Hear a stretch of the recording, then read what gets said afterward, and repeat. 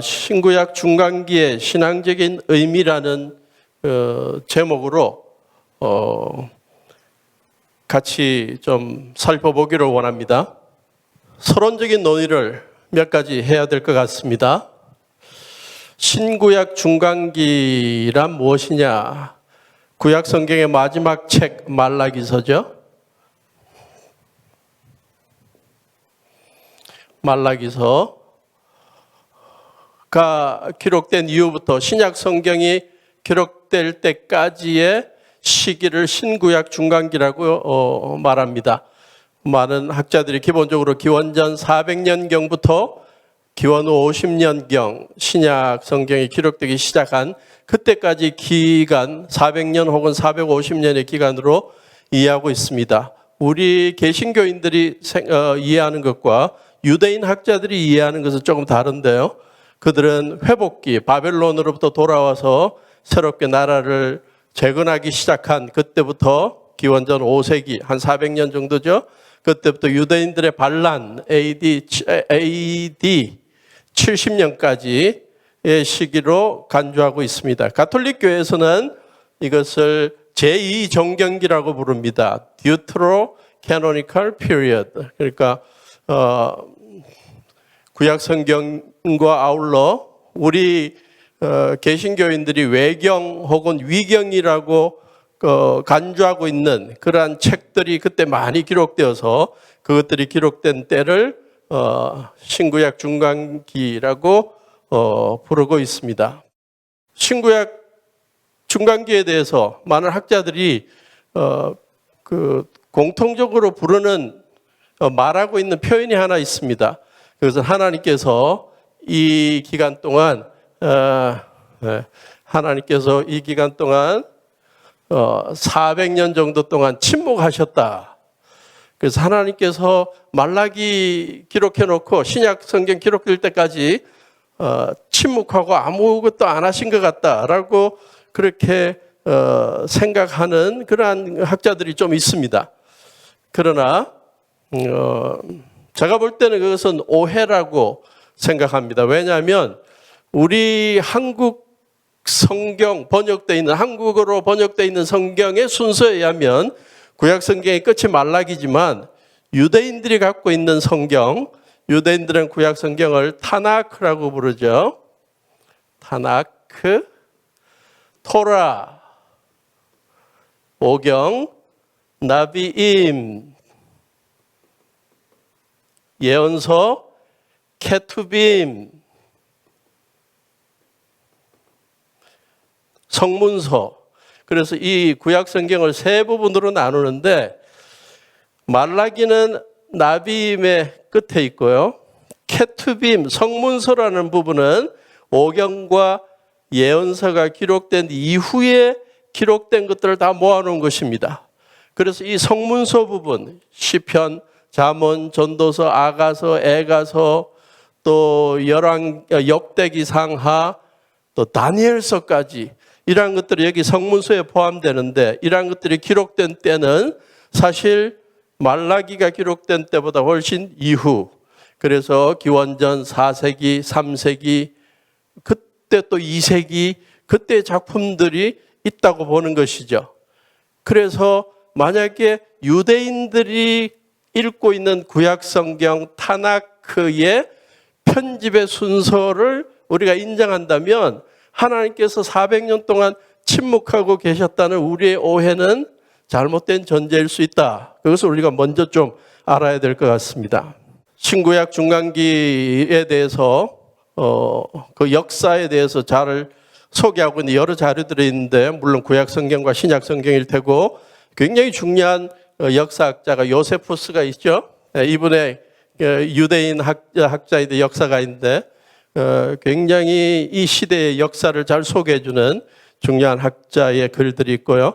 1947년에 발견되기 시작한 사회사본도 굉장히 중요한 자료고 또 외경과 또 위경 이런 것들의 내용들이 역사적으로 다 입증되거나 역사적으로 다 분명하지는 않지만 그러나 이 신구약 중간기에 있었던 일들을 우리에게 이해하게 하는데 굉장히 도움이 되고 있습니다.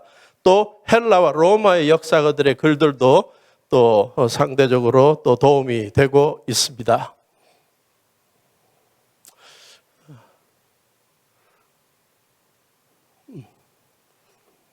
자, 신구약 중간기의 변천사를 좀 보도록 하겠습니다. 기원전 한 5세기 정도부터 또 예수님이 오실 때까지 또 신약 성경이 기록될 때까지 한 400여 년의 역사 속에 어떠한 흐름들이 있었고 변천이 있었는지를 살펴볼 필요가 있는데요.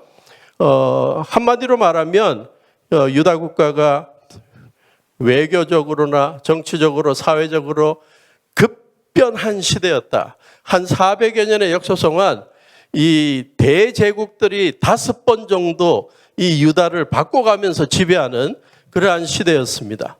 맨 처음 페르시아의 지배를 생각할 수 있고요. BC 538년 고레스 왕, 페르시아의 고레스 왕이 바벨론의 압제하에 있던 이 유다 백성들 다 고향 땅으로 돌아가라고 명령을 했고, 고향 땅 돌아가서 평화롭게 살 수 있도록 기회를 허락해 줬습니다. 페르시아의 왕들은 피지배국 백성들에 대해서 관대한 자율 정책을 썼고요. 문화 존중 정책을 썼고 또 신앙적으로도 존중해 주었습니다. 그래서 페르시아의 왕들은 성전을 짓게도 만들고 또 여러 가지 면으로 그들의 신앙적인 행위에 도움이 될 수 있도록 노력을 했습니다. 그러나 문제가 생겼어요. 페르시아에서 이렇게 유다 백성들의 신앙에 자율적으로 그들의 신앙생활을 할 수 있도록 도와줬지만 페르시아의 문화, 페르시아의 종교에 대해서도 이 유대 사람들이 관심을 가질 수 있도록 다 열어뒀으니 이 유대 백성들 가운데 좀 신실하지 않은 사람들은 이 페르시아의 문화에, 이방 문화에 쉽게 빠지고 그들의 종교에도 쉽게 넘어가는 영향이 드는 그러한 문제가 생겼습니다. 그래서 신앙적 순수성과 민족적인 정체성을 지키는 무리들하고 그렇지 않은 무리들의 갈등이 생기기를 시작했습니다. 어쨌든 페르시아 시대는 그래도 상대적으로 다른 시대보다는 유대 백성들이 자기들의 신앙생활을 자유롭게 할 수 있는 때였습니다. 두 번째가 헬라 시대인데요. 가장 중요한 것은 알렉산더 대왕입니다. 알렉산더 대왕이 페르시아를 무찌르고 온 아시아를 다 지배하는 그러한 통치를 하기 시작했는데 그의 목적은 뭐냐? 이 온 세상이 우리 헬라 제국의 문화로 다 통일되는 거고 온 세상 사람들이 우리의 언어를 쓰면서 우리의 종교를 같이 나누는 그런 세상을 만드는 거다. 그래서 헬레니즘을 보급하는 것이 알렉산더 대왕의 꿈이었습니다. 그래서 언어도 다 헬라말 쓰게 만들고 문화도 헬라의 문화, 특히 뭐 연극이나 또 운동이나 뭐 이러한 것들을 다 이 사람들이 이 이방 사람들도 다 여기에 빠지게 만들었고 더 심각한 것은 헬라에 있는 수많은 다신들을 섬기는 그러한 신앙 생활에 자원하는 게 아니라 어떤 때는 반강제적으로 거기에 참여하도록 만든 것입니다.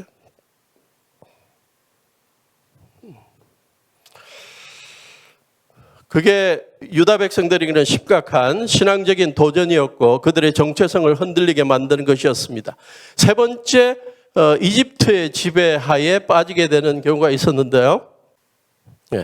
이집트의 지배에 빠지게 되었습니다. 알렉산더 대왕이 죽고 난 다음에 알렉산더 대왕의 4장군들 가운데 가장 힘 있는 장군 프톨레마이오스, 영어로는 프톨렘인데 이것을 한국어로 번역할 때 뭐 여러 가지로 번역돼 가지고 하여튼 네이버 갔더니 프톨레마이오스라고 돼 있었습니다.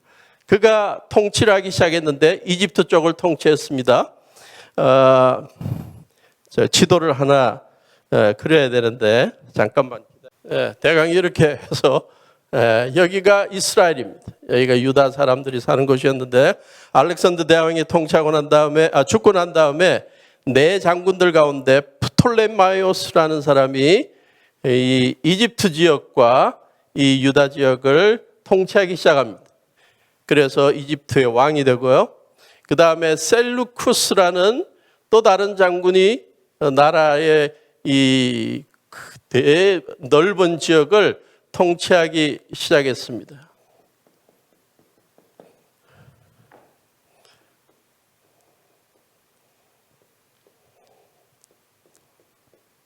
그 다음에 심마쿠스가 저 위쪽으로, 그 다음에 카산더가 그 다음 조그만 지역을 통치하기 시작합니다.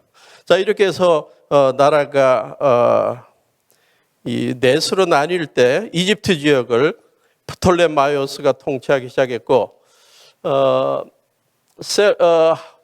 나라가 처음 나뉠 때 사실은 이 유다 백성들이 사는 지역을 셀루쿠스가 먼저 잠깐 지배했습니다. 그래서 유다를 침략했을 때 예루살렘 안식일에 침략해서 12만 명의 유대인들을 잡아서 이집트로 노예로 보내는 일을 셀루쿠스가 했습니다.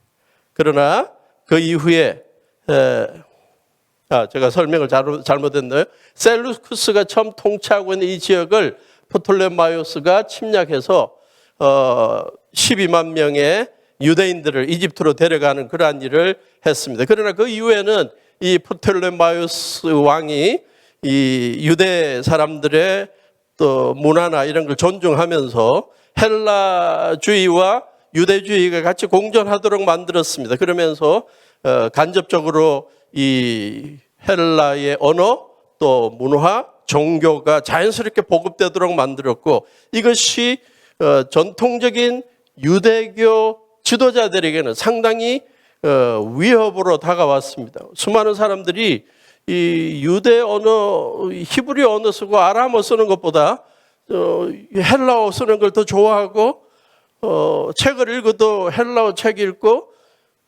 예배 드리는 것보다 경기장 가서 운동 경기 보는 걸 더 좋아하고, 이 지금 심각하다.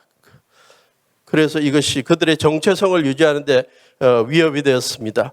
이집트의 알렉산드리아라는 그 지역 도시는 알렉산드리아라는 그 도시는 마치 수도처럼 그렇게 왕성하게 발전했고, 거기에 많은 유대인들이 살면서 유대인 공동체가 중요한 그러한 역할을 하고 있었습니다.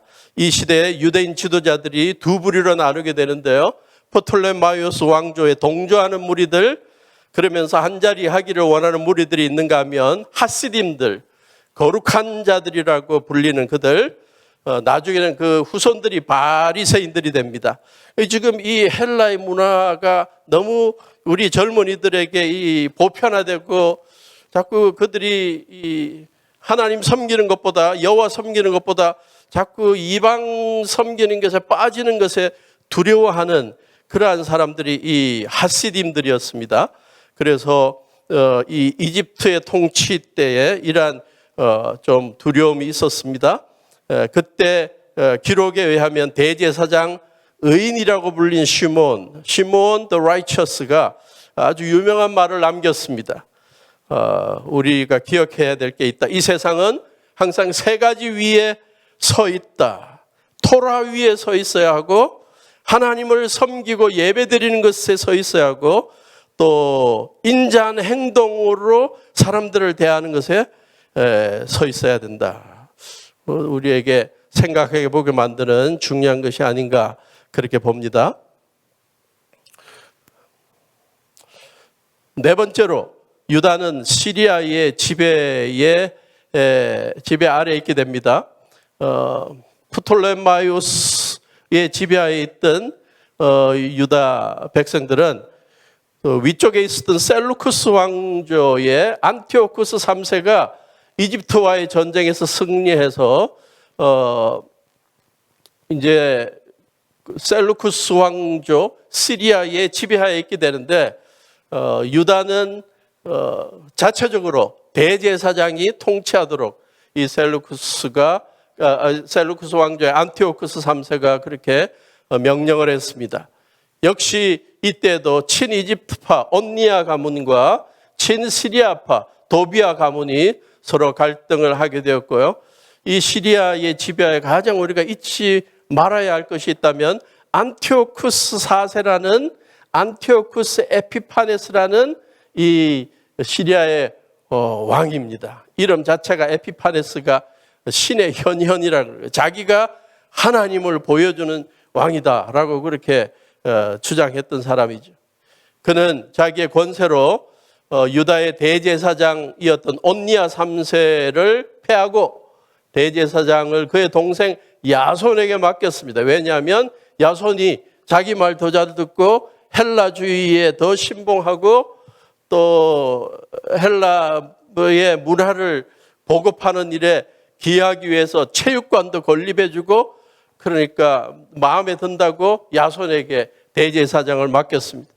그리고는 이집트 정복하러 갔더니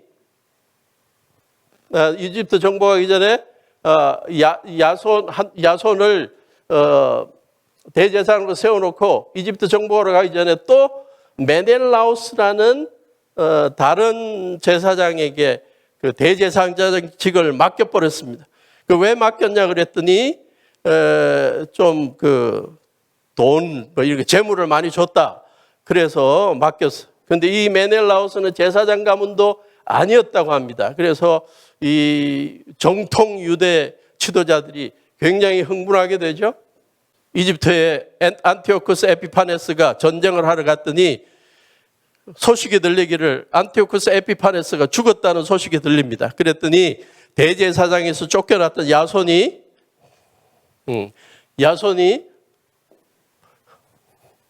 반격을 합니다. 그래서 메넬라우스를 쫓아내버리죠. 그랬더니 안티오쿠스 에피파네스가 그 소식을 듣고 돌아와서 기원전 168년에 22,000명의 군대로 유다를 공격해서 할례 어린아이들 유대인들 할례 금지시키고 안식일 더 이상 지키고 그러면 안 된다. 절기 지키지 마라. 구약 성경 보일 때마다 다 훼손해버리고 찢어버리고 헬라 신들에게 제사를 드리도록 만들고 예루살렘 성전 안에 들어가서 돼지로 제사를 드리고 또 제우스 신의 형상을 만들어 놓고 거기에 절하게 만들고 그에게 제물을 바치게 만듭니다. 다니엘서 11장 31절 멸망하게 하는 가증한 것을 하나님의 성전 안에 내어놓는 그러한 일들이 안티오쿠스 에피파네스 때에 있었던 것입니다. 그래서 이때는 굉장히 신앙적인 직접적인 핍박과 위협을 경험했던 그러한 때입니다. 드디어 다섯 번째 마카비우스 가문, 다른 말로 하스모니아 가문이 이러한 이집트와 또 이 시리아의 그 통치에 반발하는 그러한 일을 하게 됩니다. 특별히 하스모니아 가문의 제사장 마따디아와 그의 5 아들들이 있는데요. 모데인이라는 자기들의 동네에서 우상 제사 드리도록 강조하고 있는 시리아 관리와 그를 돕는 유대인을 죽여버립니다. 그리고 산으로 도망갑니다. 그때 수천 명의 유대인이 그 사람들의 이 신앙의 정절을 지키고자 하는 이러한 일에 같이 동참하게 되고 독립운동에 참여합니다. 그게 굉장히 뛰어난 그 아들 유다 마카비우스가 중심이 되어서 게릴라전을 치렀고 아주 효과를 보았습니다. 그래서 유다 마카비우스의 지도 아래 기원전 165년에 예루살렘을 탈환하고 성전을 빼앗고 성전을 하나님 앞에 봉헌하는 그러한 역사를 일으킵니다. 신약성경 요한복음 10장 22절에 수전절이 가까웠을 때라는 표현이 나오는데 수전절이 이 성전을 하나님 앞에 드리는 정결하게 하고 하나님 앞에 드리는 봉헌하는 그러한 성전 봉헌절이죠. 그 다음에 예배를 회복하는 그러한 일을 유다 마카비우스 때 이루게 됩니다. 이 전통은 지금까지도 계속되어서 유대인들은 지금도 그것을 하누카 축제라고 그러죠. 유대인들이 굉장히 중요하게 생각하는 종교적인 축제입니다. 이까지는 좋았어요. 이까지는 좋았는데 유다 마카비우스가 죽고 난 다음에 그의 동생 요나단이 사독 계열의 대제사장 후손이 아니면서 대제사장에 스스로 오르게 됩니다. 내가 이제 대제사장이다. 그래서 요나단이 이제 정치적인 이 권력을 생각하기 시작했고요.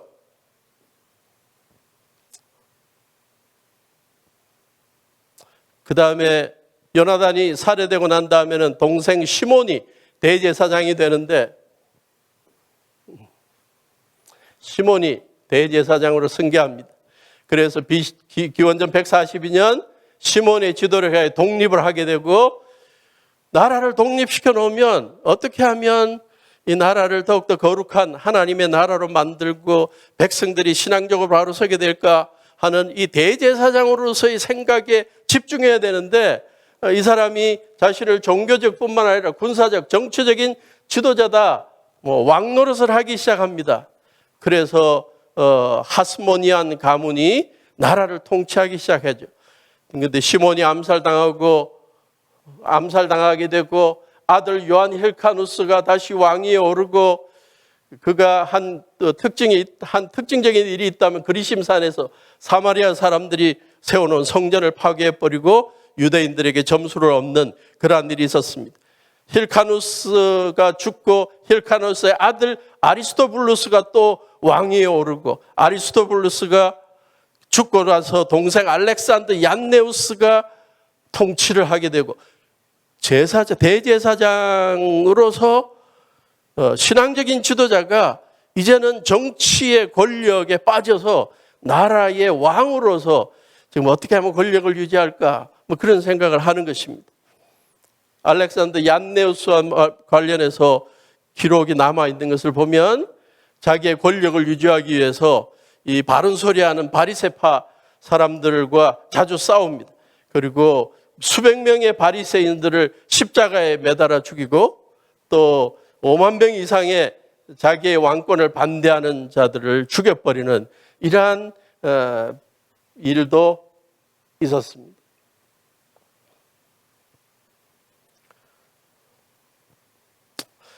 얀네우스가 죽고 난 다음에 그의 아내 알렉산드라가 왕위에 올라서 몇 년 동안 통치하면서 관계가 좋지 않았던 바리새인들에게 호의를 베풀고 좋은 관계를 맺고 있었는데 안타깝게 이 알렉산드리아 또 얀네우스의 두 아들 힐카누스 2세하고 아리스토블루스 2세가 서로 왕이 되려고 싸우고 서로 그러다가 결국 나라가 어려움에 빠지게 되고 결국 이들이 자기의 권력을 유지하려고 결국은 로마의 도움을 요청하다가 결국 로마가 그들을 쳐들어오게 되는 그런 안타까운 결과를 가지게 됩니다. 안타까운 것, 이 마카비우스를 중심으로 한 이 하스모니안 왕조의 이 나라를 재건하고 성전을 회복시켜서 이 하나님 앞에 예배드리는 공동체로 만들려는 노력은 좋았는데 그 이후에 이 정권력을 가졌던 이 지도자들 때문에 이 유다 백성들이 상당히 어려움에 빠지게 되었습니다. 그래서 그때에 대제사장 가문이 왜 정치적으로 관여해서 지도자가 되려고 그러냐? 여기에 대해서 반감을 가졌던 수많은 종교적인 지도자들이 있었는데 그들이 바리새파였고 에센파였습니다. 그런데 왜 안 되냐? 그들이 나라를 위해서 얼마나 일을 많이 했는데 그들이 나라 통치하고 정치하고 왕 되는 게 당연한 거다. 그래서 이 왕의 권력을 자꾸 인정해주는 파들이 있었다. 사두개 파들입니다. 그래서 이 신앙적으로 지도자들의 무리들이 다 이 정권과 관련해서 어떤 무리는 반대하는 파에, 어떤 무리는 동조하는 파에 서로 서가지고 서로 갈등을 빚어나가는 그러한 모습을 보게 되었습니다. 나중에는 힐카누스도 사두개 파에 포함되는 그러한 일이 있었습니다. 자, 결국 마지막으로 로마가 지배하는 시대가 이 신구약 중간기의 마지막 부분에 있었는데요. 기원전 63년에 로마의 폼페이오 장군이 시리아를 정복하고 유다를 진입했고 47년 기원전 47년 율리우스 시저가 이두메인 안티파트를 행정장관으로 세웠습니다. 그 유대인을 지도자로 세운 게 아니라 이 에돔의 후손이 에돔인 이두메인을 행정장관으로 세웠습니다. 그리고 조금 지나서 7년 후에 기원전 40년에 헤롯 대왕이 이 안티파텔의 아들인데 이 사람이 왕이 되죠. 헤롯 대왕은 철저하게 헬라의 정권에 동조하고 아첨하고 그래서 자기가 정권을 유지하기를 원했고 하스모니안 가문 언제나 자기의 자리를 빼앗을 수 있다고 생각되는 이 하스모니안 가문을 싫어하고 특별히 이 사람은 굉장히 병적인 의심증을 가진 사람이라서 자기 정권을 빼앗을 수 있는 사람은 다 죽어버립니다. 그래서 자기 자손, 자기 아내 존 힐카누스의 손녀였는데 그도 죽이고 그의 세 아들도 자기 정권 빼앗을 것 같아 죽이고 예수님이 탄생하셨을 때 자기 정권을 빼앗을 그 동방 박사들이 와가지고 유대인의 왕이 태어난 곳이 어디냐 묻고 그럴 때 어린애들을 태어난 애들 다 죽게 만든 것도 바로 이러한 헤롯의 그 잔악함을 보여줍니다. 그래서 아우구스투스 황제는 이 헤롯의 잔악함을 알고 그런 글을 남겼죠. 헤롯의 아들들보다 차라리 헤롯의 돼지들이 훨씬 낫다. 그만큼 그의 잔악함이 널리 알려져 있었습니다.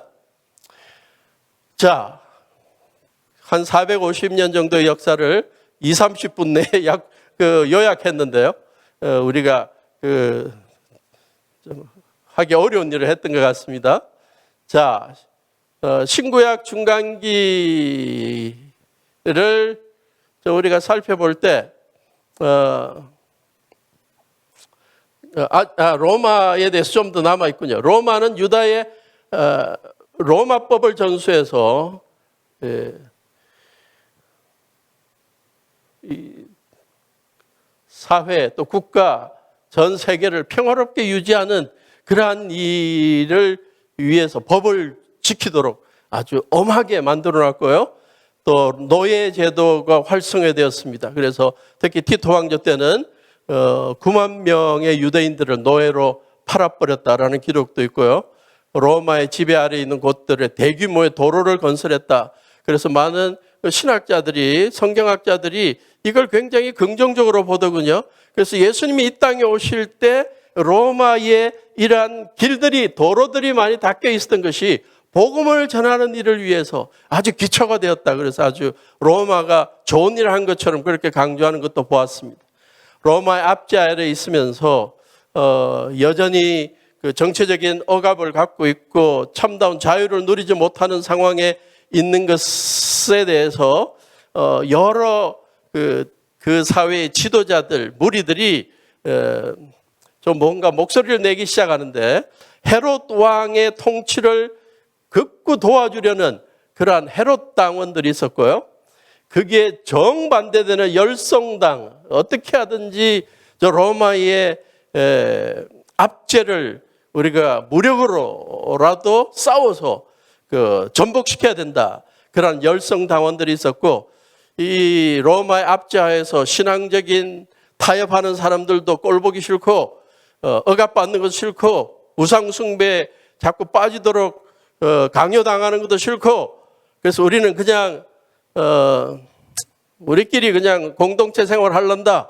그리고 사회 근처의 지역, 사막 지역으로 가서 그들끼리 은둔 생활하고 수도원 생활을 했던 에센파도 있었습니다. 자, 이제 신구약 중간기의 특징들을 몇 개 보도록 합시다. 아까도 말씀드렸지만 외교, 정치, 사회의 급변기였고요. 400여 년 동안 페르시아, 헬라, 이집트, 시리아, 로마가 번갈아 가면서 유다를 통치하던 그러한 시대였습니다. 문제는 급변하는 외교 정치 상황과 연관되어서 그들이 잘 신앙적으로 적응하기 위해서 뭔가 중요한 사상들을 붙잡아야 됐는데 그 가운데 가장 중요했던 것이 뭐냐 하나가 있다면 메시아 사상이죠. 더 이상 여러 다른 나라의 정치적인 억압 가운데 속박 가운데는 이게 싫다. 우리 힘으로는 이것을 벗어날 수 없지만 언젠가 가까운 시대에 하나님께서 하나님의 사람 다윗의 후손 왕 같은 사람을 보내주셔서 지도자 권세 있는 자를 보내서 우리를 이 페르시아의 압제에서 헬라의 압제에서 로마의 압제에서 건져주실 것이다 라는 이 생각을 믿음을 갖기 시작했습니다. 그래서 메시아 사상이 이 신구약 중간기의 유대인들에게 굉장히 지배적이었습니다. 데이비드 벤함, 스티브 월턴의 복음서와 사도행전 성경 이해라는 책의 1권을 보시면 여러분들이 추천합니다. 이 책을. 거기에 보면 그러한 문구가 있습니다. 예수 시대의 팔레스타인 유대인들은 실상 자기 땅에 사는 죄수들과 같았다. 자기 땅에 살면서도 항상 로마의 억압 가운데 그 죄인처럼 죄수처럼 그렇게 자유롭지 못하게 살았다는 거예요. 대부분 유대인들이 하나님이 자신들을 구원하기 위해 행동하실 날, 메시아가 오실 날을 확수고대하고 있었다는 것입니다. 우리 자유로운 신앙생활하고 있는 우리 이 시대 우리 한국의 성도들에게는 별로 그렇게 다가오지 않는 그러한 믿음일지 몰라요.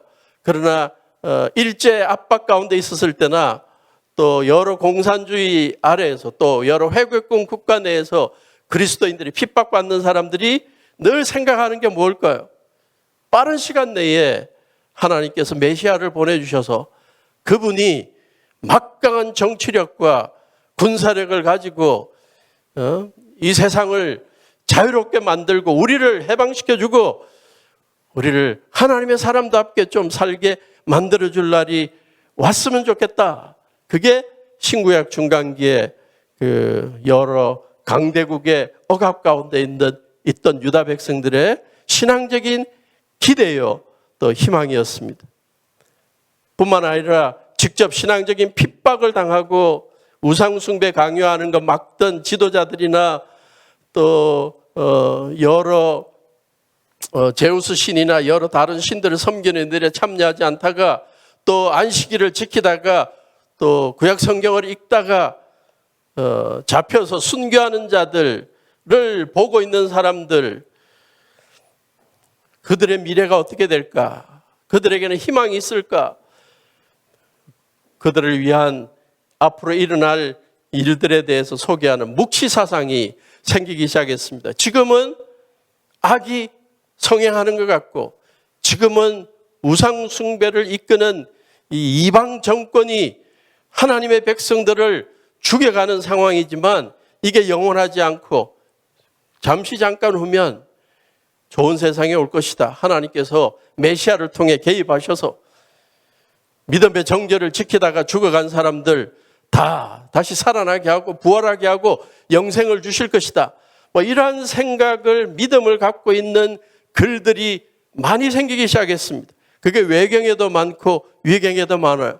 그러나 그것들이 역사성이 결여되었다고 생각하고 다 정경에 들어가지를 못하고 유일하게 한 권 들어간 게 있다면 구약 성경에 다니엘서, 그죠?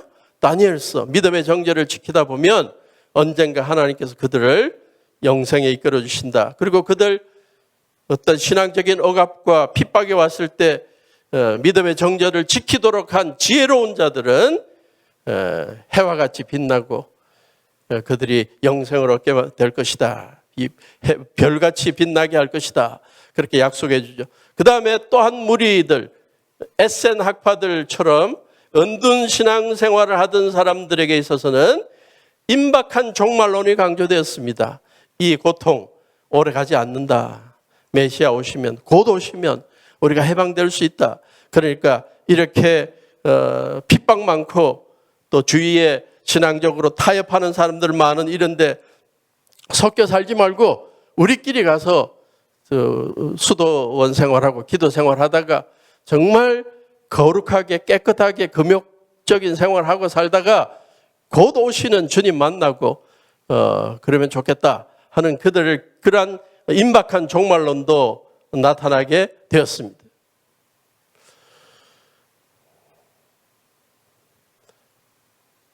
신구약 중간기 또 다른 특징이 있다면 정체성 확립을 위한 노력이 많이 있었다는 거죠. 헬라 문화, 로마 문화의 유혹을 맞이하고 있는 유다 백성들, 우리가 생각하는 것보다 훨씬 그들에게 유혹이 강했습니다. 요즘 그 TV 방송 가운데 그 스파르타쿠스라는 걸 보셨는지 모르겠습니다.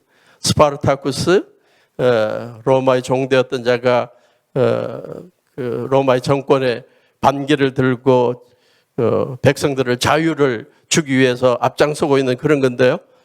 뭐 그러한 좋은 취지의 그 드라마인데 거기에 그 같이 섞여 나오는 이 성적인 무질서, 문란함이 너무 심한 거예요. 이건 19금이 아니라 너무 심각해요. 그 정도로 로마 시대에 이 성적인 문란함이 있었는가 하면 이방 신전에서의 그러한 그 성적인 문란한 행위가 합법화된 거라든지 또 여러 가지 그들이 하나님의 율법을 어기게 만드는 그러한 풍조들이 너무나 심해서 유대의 정통적인 신앙을 유지하기를 원했던 지도자들이 생각할 때는 이거 너무 심각하다. 어떻게 하면 우리 유다 백성이 하나님의 선민으로서의 정체성을 지킬 수 있을까? 거기에 대해서 많이 노력했는데 그 결과로 몇 가지가 만들어졌죠. 이집트 알렉산드리아에서 70인역이 번역됩니다.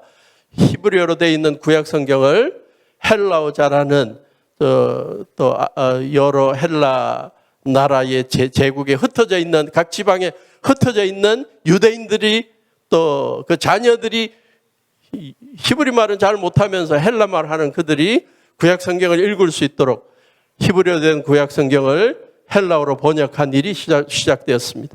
그래서 이걸 통해서 유다 백성들이 하나님의 말씀을 읽을 수 있도록 만들었고요. 그 다음에 구약의 율법들을 백성들에게 재해석해 주고 이렇게 살라고 적용점을 제시하는 그러한 지도자들의 설교 가르침도 많았지만 그것이 기록된 것들이 많았습니다. 그 결과가 외경이고 위경이고 또 1947년부터 발견된 사회사본들이죠. 또 하나는 예루살렘 성전까지 가지 못하는 저 딴 나라에 있는 흩어진 유다 백성들이 안식일에 성전에 가지는 못하지만 회당에 모여서 예배드리고 하나님의 말씀을 공부하는 그런 일을 할 수 있도록 회당이 만들어지기 시작했습니다. 그 다음에 다양한 신앙적 분파들이 생겼는데요. 적어도 우리 하나님의 백성들이 이 선민으로서 적어도 하나님의 말씀을 붙들고 바로 살아야 하는데 이걸 좀 잘 가르쳐야 되겠다.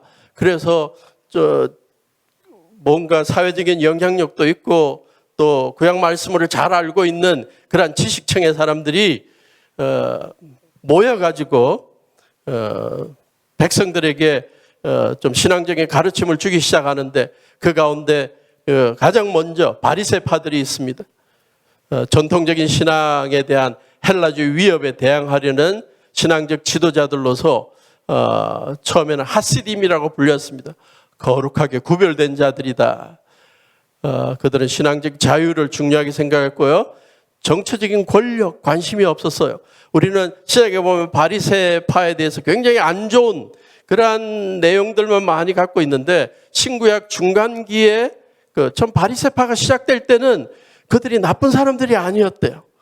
그들은 철저하게 이 헬라의 문화, 로마의 이 이방 문화에 대해서 백성들이 젊은이들이 흔들리지 않기 위해서 구약에 기록된 모세오경을 비롯해서 기록된 말씀과 전통으로 내려온 이 구전적인 이 신앙적 지도자들의 가르침을 잘 해석해주고 소개해준 그러한 지도자들이었습니다.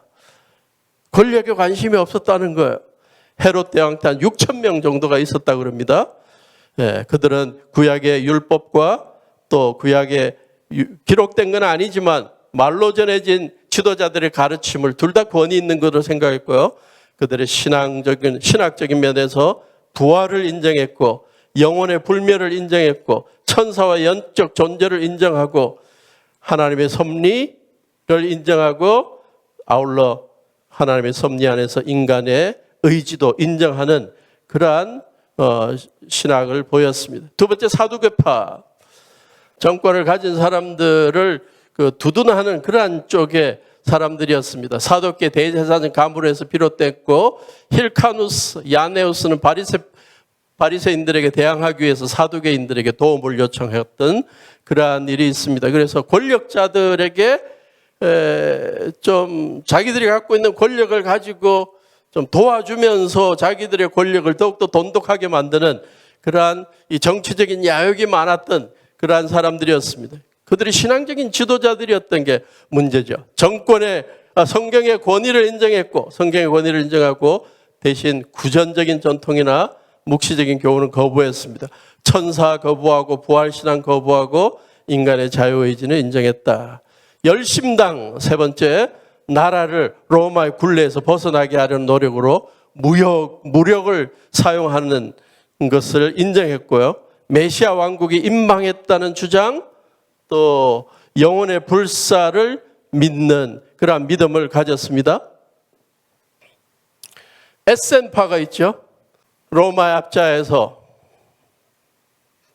그들의 신앙적인 억압도 싫고 또 그들에게 휩쓸려 가지고 선민답게 살지 않는 이 여러 가지 타협을 하고 있고 이 세상에 물들어 있는 사람 보는 것도 싫다.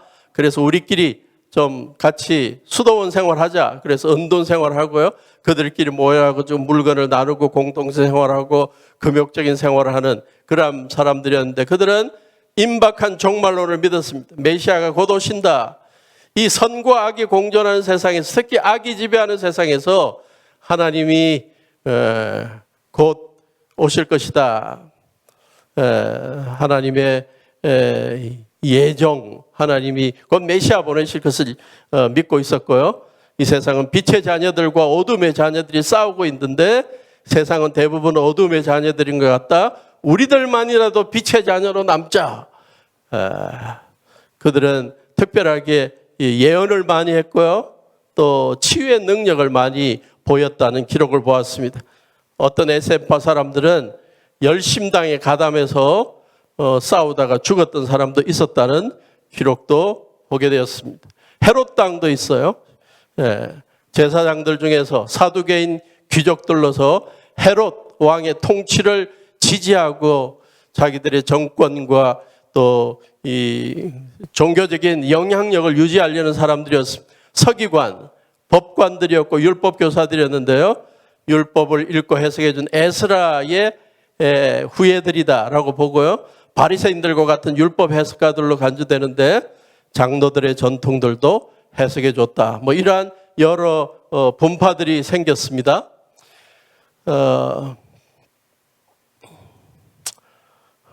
신구약 중간기의 특징 가운데 가장 심각한 것, 제가 볼 때 심각한 것 가운데 하나가 있다면 제사장 가문 하스모니아 왕조가 유다 마카비우스와 그의 형제들 또 그의 자녀들 그들이 신앙적인 지도자로서 역할만 한 게 아니라 왕권을 가지기 시작한 것인데 그들이 정치적인 권력과 종교적인 지도력을 함께 가진 것이 이 신구약 중간기의 특히 끝부분에 로마 시대에 상당히 그 사회를 어지럽혔습니다. 그래서 바리새파와 사두개파가 싸우게 만들고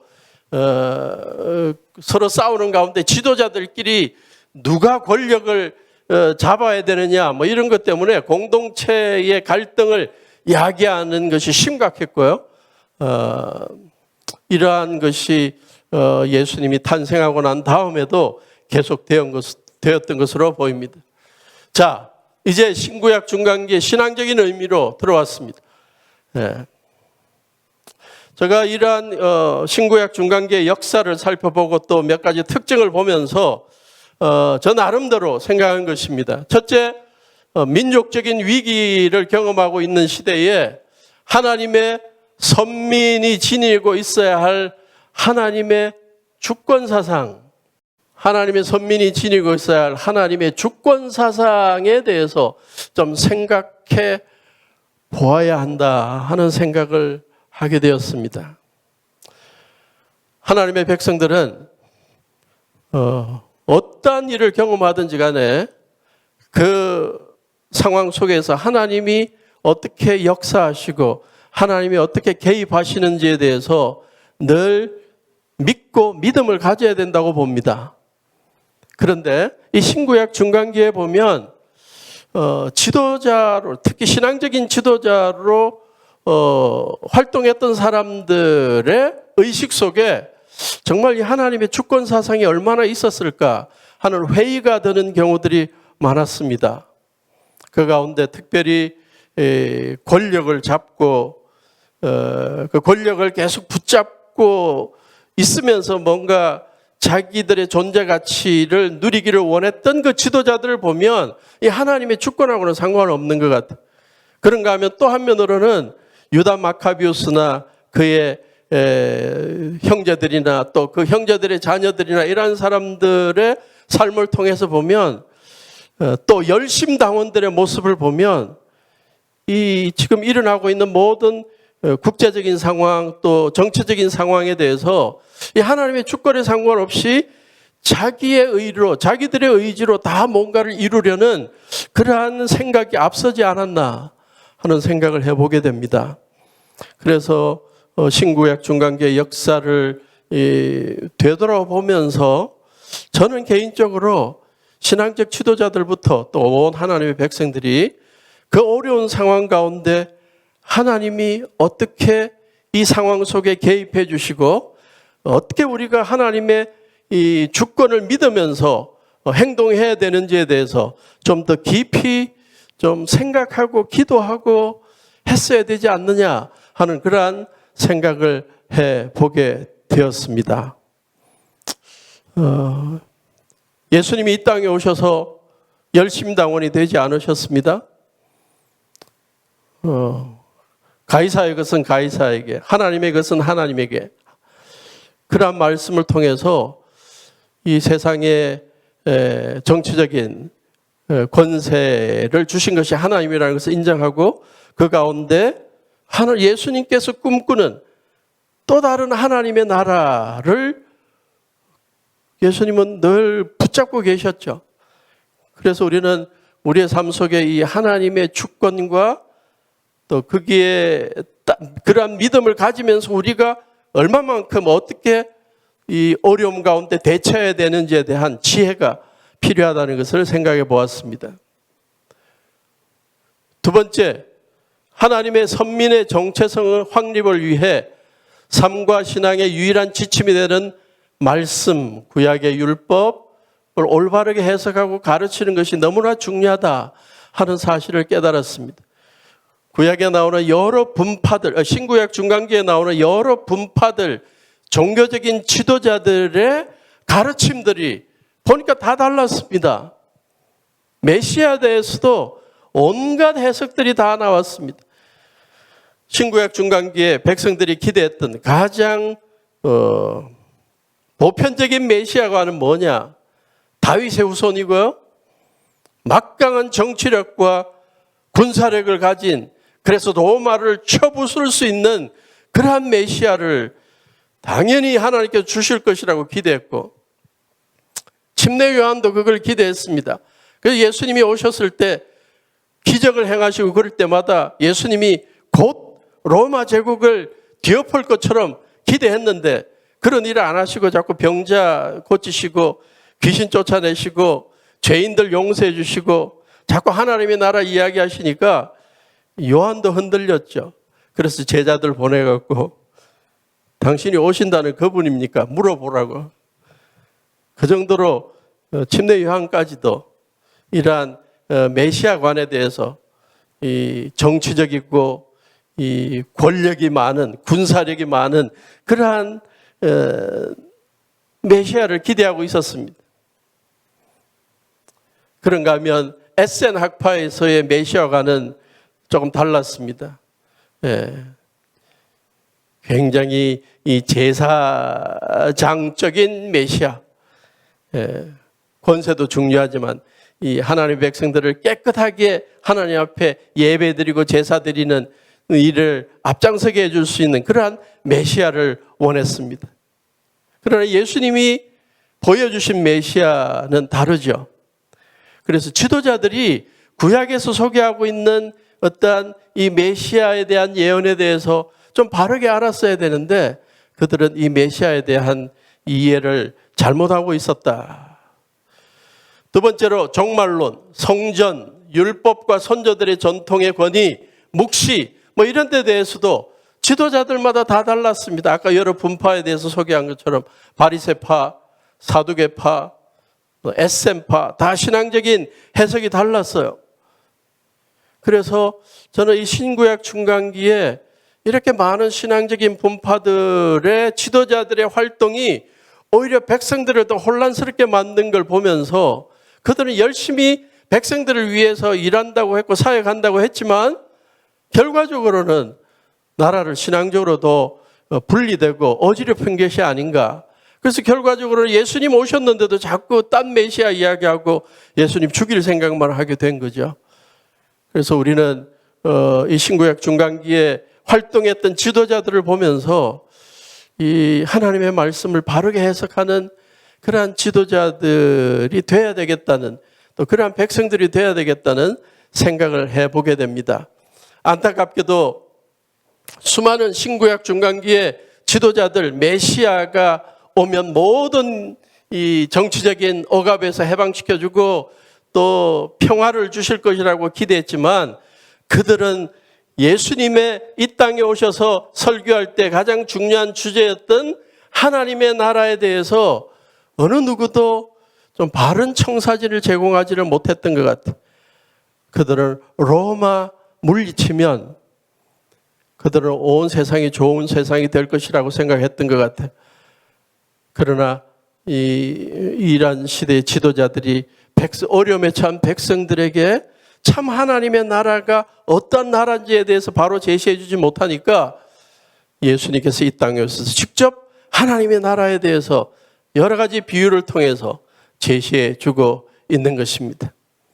저는 신구약 중간기에 수많은 지도자들, 수많은 분파의 지도자들의 활동을 보면서 나름대로 열심히 한다고 했지만 나라를 위해 신앙의 정절을 지키는 일을 위해 힘쓴다고 했지만 제 나름대로 평가한다면 이 시대를 제2의 사사기 시대라고 평가해 보고 싶어요. 다 하나님의 말씀을 붙들고 다 자기의 해석이 가장 중요하다고 생각하고 자기들의 해석과 가르침이 가장 중요하다고 내세우면서 다른 의견을 갖고 있는 사람들하고 싸우고 거기에는 권력욕도 조금씩 더 가미된 사람들이 더 큰 소리치고 그러는 가운데 나라가 더 어려움에 빠지게 되었다.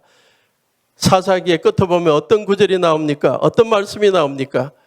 그 시대 사람들이 다 자기 소견에 옳은 대로 행해갖고 나라가 더 엉망이 됐다는 거예요. 근데 사사기 신구약 중간기를 제가 역사를 이렇게 보면서 그 당시에 활동했던 여러 분파의 지도자들의 활동을 보면서 이 사사기하고 똑같은 것 같다 하는 안타까운 평가를 하게 되었습니다. 또 하나 제가 신구약 중간기 역사를 보면서 특히 종교적인 지도자들, 신앙적 지도자들 가운데 유다 마카비우스와 그의 형제들 또 그 형제들의 자녀들이 보여줬던 이 사리사욕, 정치적인 권력욕 이러한 것들이 그 나라를 더 어려움에 빠뜨리고 백성들을 어려움에 빠뜨린 게 아닌가.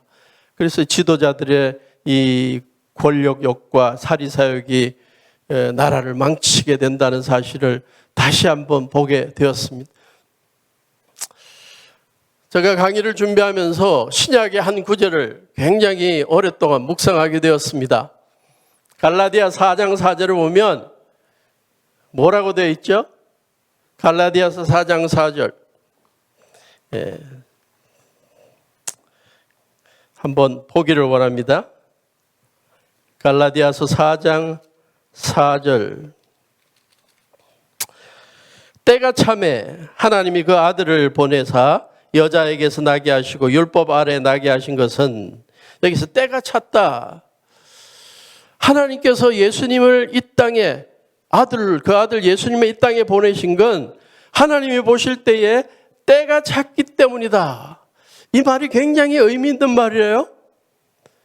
그래서 여러 좀 주석들이나 이렇게 글들을 보았더니 굉장히 이 때가 참에의 이 표현에 긍정적인 의미를 많이 소개하던 걸 보았습니다. 그래서 헬라가 쳐들어와서 헬라어를 보급해서 온 세상 사람들이 헬라어로 통용해서 복음을 전할 때 쉽게 전할 수 있었고, 성경도 쉬운 일반 헬라어로 많은 사람들이 성경 하나님 말씀을 접하게 되었다. 그래서 이미 이제 때가 준비되었다. 그 다음에 로마가 쳐들어와서 길을 잘 닦고 나서 소아시아의 여러 나라에 길이 막 통해가지고 사도 바울을 비롯해서 복음을 전하는 자들이 마음껏 다닐 수 있도록 길이 만들어져서 때가 찼다. 뭐 이런 이야기를 하고 있는 걸 보았습니다. 그런데 저는 이 신구약 중간사를 읽으면서 정반대의 생각을 했습니다. 지도자들이 하나님의 말씀에 무지하고 지도자들이 정치적 권력욕을 보이고 그들의 사리사욕이 이 나라를 더 어지럽게 만들었던 이 무질서가 극에 달하니까 때가 찼다는 거예요. 이대로 두면 안 되겠다. 더 이상 이대로 두면 안 되겠다. 이제는 직접 뭔가 내가 육신을 입고 가서 좀 해결을 해야 되겠다. 이러한 때가 찼다는 표현이 아닐까. 그래서 인간들이 만들어 놓은, 특히 지도자들이 만들어 놓은 무질서를 회복시키기 위한 하나님의 최후 통첩으로서의 때가 바로 예수님이 이 땅에 오신 것이라고 저는 생각하게 된 것입니다. 저는 예수님이 이 땅에 오신 것이야말로 인간 역사에 하나님께서 가장 궁극적으로 인터벤션, 개입하신 것이라고 보는데, 예수님도 이 땅에 오셨을 때 마가복음 1장 15절에서 똑같은 표현을 썼습니다. 때가 찼다. 때가 찼다는 거예요. 도로가 준비되었고 언어가 준비되어서 때가 찼다는 게 아니에요. 하나님의 나라 이제 바로 할 때가 되었다. 너희들이, 수많은 지도자들이나 백성들이 정말 참 하나님의 나라를 모르더라. 관심도 없더라. 로마의 압제에서 해방되는 게 하나님의 나라라고 생각하는데 아니다. 이제 회개하자. 복음을 믿고 하나님의 나라를 바로 알고 하나님의 나라의 백성이 되자. 여기에서 때가 찼다는 것은 죄악이 관영할 만큼 했다는 거예요. 죄악이 가득 찰 만큼 찼다는 거예요. 갈라디아서 4장 4절부터 6절. 기한이 찼을 때에 하나님께서 자기 아들을 보내셔서 여자에게서 나게 하시고 율법 아래에 놓이게 하셨고 율법 아래에 있는 사람들을 속량하시고 죄로부터 다 구속해 주시고 우리로 하여금 하나님의 자녀가 될 자격을 얻게 하셨다. 예수님이 이 땅에 오신 목적이 바로 거기에 있다는 거죠. 그래서 신구약 중간기에 보여줬던 여러 지도자들의 어떠한 사리사욕과 하나님의 말씀에 대한 잘못된 해석과 백성들에게 뭔가 하나님의 나라나 메시아나 하나님의 주권에 대한 이해나 이런 것들을 바로 가르치지 못하고 나라를 엉망진창으로 만들면서 지도자들끼리 서로 싸우고 왕에게 붙어야 내 권력이 계속 유지되느냐, 왕과 싸워야 되느냐, 뭐 이런 거 갖고 서로 싸우고 있을 그때에 하나님께서 보다 더 이상 안 되겠다. 내가 최후로 개입해야 되겠다. 그때가 바로 예수님이 이 땅에 오신 때라고 보는 것입니다. 마지막으로 이 강의를 끝내면서 신구약 중간기의 신앙적 의미의 마지막 부분으로 제가 생각한 것이 있다면 예수님이 이 땅에 오시는 게 쉽지 않았겠다 하는 것입니다. 예수님이 이 땅에 오실 때 그 많은 사람들이 메시아를 기대했지만 예수님이 이 땅에 오신 것이 마치 대통령이 취임식을 할 때 온 백성들이 축하하고 TV가 다 그것을 방영해주고 보여주고 빵빠레가 울리고 박수 소리가 나고 환영하고 그런 상황이 아니었습니다. 신구약 중간기에 신앙적으로 다 흔들리고 있고 방황하고 있고 정치적으로 억압 가운데서 힘들어하고 있고 경제적으로 힘들어하고 있고 모든 면에 있어서 무질서한 그때에 그것을 바로잡기 위해서 이 땅에 육신을 입고 오셔야 됐습니다. 그래서 하늘나라의 영광과 권세를 다 내려놓고 인간의 육신을 입고 이 땅에 오신 것이 쉽지 않은 모습이었다 하는 사실을 자꾸 생각하게 됩니다. 그래서 예수님께 우리는 더욱더 배우게 되는 것이죠. 그래서 우리는 이러한 예수님의 마음 자세를 배워야 할 것입니다. 사도 바울이 빌립보서 2장에서 빌립보 교회 성도들에게 주님을 섬길 때 이러한 자세로 섬기라고 그랬죠. 2장 5절 너희 안에 이 마음을 품어라. 곧 그리스도 예수의 마음이니 그는 근본 하나님의 본체시나 하나님과 동등됨을 취할 것으로 여기지 아니하시고 오히려 자기를 비워 종의 형체를 가지사 사람들과 같이 되셨다. 예수님이 이 땅에 오신 것이 참 메시아로 오신 것인데 그는 권력을 쟁취하러 오신 것이 아니고 자기를 비워 종의 형체로 사람과 같이 되셔서 사람들을 섬기고 사람들에게 하나님의 나라, 하나님의 주권이 온전히 이루어지는 그러한 공동체를 만들기 위해서 어려움을 무릅쓰고 이 땅에 오신 것입니다. 우리가 주님을 섬겨 나가면서 이러한 예수님의 어떤 사역의 각오, 섬김의 각오를 갖고 우리가 주님을 섬겨 나가는 자들이 되면 좋겠다는 그러한 생각을 해보게 되었습니다. 짧은 시간에 신구약 중간 450년의 역사를 1시간 남짓 우리가 소개한다는 게 쉬운 일은 아니었지만 여러분들이 경청해 주시고 또 같이 신앙적인 의미를 나누어 주셔서 대단히 감사하게 생각합니다. 감사합니다.